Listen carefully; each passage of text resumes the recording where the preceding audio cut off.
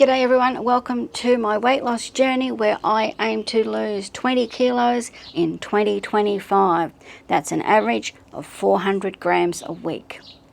This is the review of week 1. I'm going to give you my weigh-in figures. I'm going to tell you what I've been doing, what worked, what didn't, have I had to make any changes, and I'm going to tell you about an injury that I've got already. The whole purpose of week 1 was to establish the routine. I wasn't pushing myself too much. If something didn't go right, that was okay. I'm establishing the routine. I'm very happy to say that everything has gone really well, and I believe that is because I've actually been training for the last few months. Over the last few months, I've been slowly putting changes into place, modifying certain foods, getting my house and my yard tidied up so I wasn't distracted by responsibilities. I could spend my time focusing on myself now. Just little things like that I've been putting into practice. So now, come the journey, I've got it all smooth and under control. And I'm happy to say that it's working out well. Week 1 has gone very well. My original goal was to lose the 20 kilos. Just before the new year, I weighed in at 86.2 kilos. And that was on the 27th of December. But for some unknown reason, on the 1st of January, only what's that, 5 days later, I weighed 85.3. And that's a loss of 0.9 of a kilo. That's almost a kilo, which, yay. I don't know why, but yay, I don't know what I did. So that's great. But my goal is to still lose 20 kilos, and that will get me down to around the 66 kilo mark by the end of the year. And that's what I want. And I've had to change my weigh-in day. The new year started on a Wednesday, and initially my plan was to make Wednesdays my weigh-in because it's a full week. But it doesn't work. When you look at a diary has a week at a time. So I've had to make Sunday the weigh-in day down here so that I can then look at a whole week and see what's worked, what hasn't, and all that sort of stuff. So that's why this video, week 1, is only covering 5 days, not a full week. And so all this week I have counted my calories, checked my macros, made sure I've had my 2 litres of water. I've done a plank every day. I've tried to be active every day. And this is my checklist. This is me checking in, telling you what worked, what didn't. And I'm very happy to say that on Sunday, the 5th, Monday the 1st was the weigh-in at 85.3. On Sunday the 5th, I weighed in at 85.0. So that's the 300 gram loss, which my goal each week is 400 grams. So that's pretty bloody good. I'm very happy with that. How did I do it? I stuck to the plan. I made sure I got my 2 litres of water. I've checked everything off in my little book as I've gone, which is very satisfying. I've been doing my 1-minute plank every day. I decided to take a photo every day. I missed the first day, but other than that, I've got a photo every day where the date goes automatically on the photo from the camera, so I will have a record of it every day. I've been staying in a calorie deficit. My macros have been good except for one day. One day I had a bad day, and if I remember, I'll come back to that because I want to talk to you about something. So I'll come back to that. This is what I did. This is my activity for the week. On the 1st, New Year's Day, I went for a walk by myself along the beach. It was very crowded and very busy, and it was windy, and my anxiety was... But I did it, and I didn't die. I had a hat on, I had sunglasses on, and I had my music in my ears, so I felt semi-invisible. My Harry Potter cloak of invisibility. That's my hat and my sunglasses. And I got my walk in, and I'm so glad I went because it was a beautiful walk, and I felt so much better after it. So that was the 1st. On the 2nd, it was raining, so I did a video, which was a lot of fun, harder than I thought it would be. I sweated a lot, and I felt great when I'd finished. I'm only aiming to do exercise, be it a walk or a video or whatever, 3 or 4 times a week. But I've been a bit excited this week, being week 1, and I've been trying to do something every day. So come the 3rd day, I went for a walk in the morning, which was excellent, about a 40-minute walk just around the estate where I live. And in the afternoon, my friend Lynn rings up and she says, it's a beautiful day, let's go for a walk along the beach. So we did, which was about an hour. And I say I walk along the beach, but we kind of waffle along and laugh at everything and stop and look at this and stop and look at that. And we don't exactly walk very fast, but it was still an hour, and it's such a great time. But I overdid it. Between the walk in the morning and the walk in the afternoon, I overdid it. And then that night, instead of going to bed like a normal smart person, I decided to jump on Instagram just before I was getting ready for bed, and I saw funny stuff, and then more funny stuff, and more funny stuff, and Instagram got the algorithm right, and they just kept sending me the funniest things, and I couldn't put my phone down because it was so much fun. I was laughing so much. It was after midnight before I said, Karen, put your freaking phone down, which I did. And then Lucy got the zoomies and decided to do a big smelly poo at about 1:45. So I had to get up and get rid of the smell. So it was after 1 before I got to sleep. And then the next morning, that would have been the morning of the 4th, my body still woke up at 5 a.m. because that's what my body does.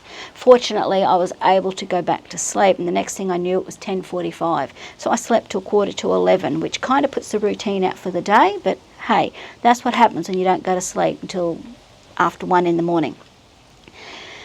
What happened on that day? That was a Saturday, so I had no real desire to leave the house and go walking out in public because there's just too many people and it sets my anxiety through the roof.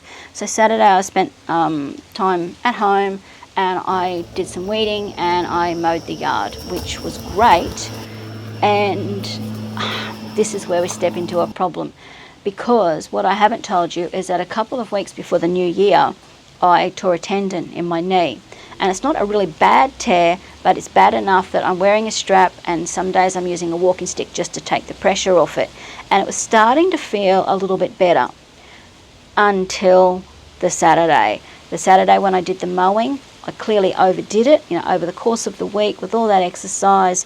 And then the mowing, Sunday morning I woke up in so much pain, I can hardly walk. And today's Monday. So that's where we're at now. I have got so much pain in my knee. There will be no walking or activity done today. Excuse me. And I'm not quite sure. It's going to be a good few days. It's going to be a good few days before I can get out and go for a walk and do any sort of physical activity. So in the little thing up here where it says, what have I learnt this week? I've learnt to balance my activity, not overdo it, because I end up suffering. Activity-wise, it was a really good week. Calorie counting-wise was also a very good week.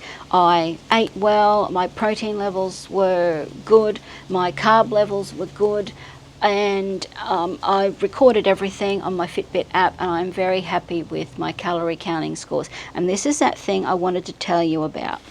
For many, many years, like I'm talking well over 10 years, 15 years, I have not drunk Coca-Cola. Didn't drink it at all, any kind of it, didn't like the chemical taste of it, that was it. Maybe 6 months ago we were out somewhere and I had a can, Coca-Cola in a can, which always tastes better, and I enjoyed it a lot. And suddenly I'm back to needing my can of Coke a day, which is not something I want to keep happening. It's like 40 grams of carbs in a can of Coke. The calories aren't the big deal, it's like 160 calories, but it's 40 grams of carbs in a can of Coke. And when my limit for my self-imposed limit is 100 grams of carbs a day, and 40 of that is in one drink, that's not something I want to do.